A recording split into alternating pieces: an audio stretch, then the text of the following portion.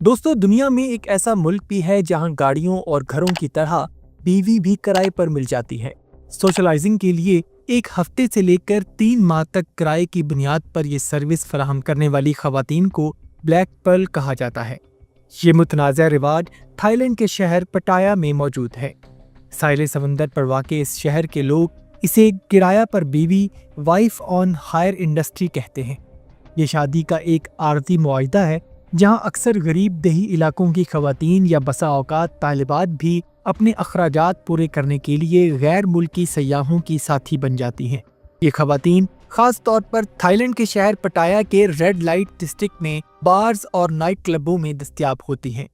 Thailand जहां मईशत का ज्यादातर इन्हिसार टूरिज्म इंडस्ट्री पर है और रेंटल वाइफ का रुझान रोज बरोज बढ़ रहा है। अगर आपकी जुबान में बात करें तो किराए की बीवियां। इस मुल्क में ये रुझान बढ़ रहा है और ऐसी बीवियों को ब्लैक पर्ल भी कहा जाता है।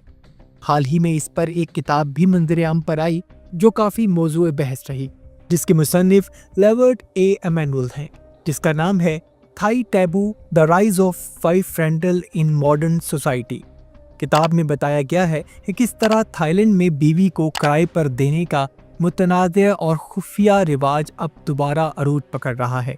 ये कारोबार थाईलैंड में आमदनी का एक बहुत बड़ा जरिया बनकर उभरा है और ख़ास तौर पर इन नौजवानों के लिए जो रिवायती मुलाजिमतों से अच्छा पैसा कमाने में काबिल नहीं है।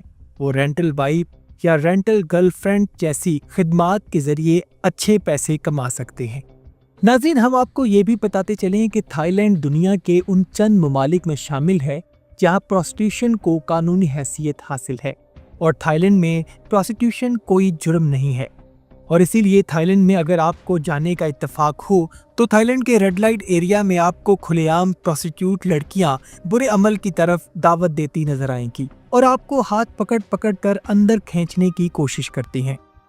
थाईलैंड कुदरती हुस्न से भी माला माल है और इसीलिए पूरी दुनिया के लोगों के लिए एक आसान और सस्ता इंटरनेशनल टूरिंग स्पॉट भी है।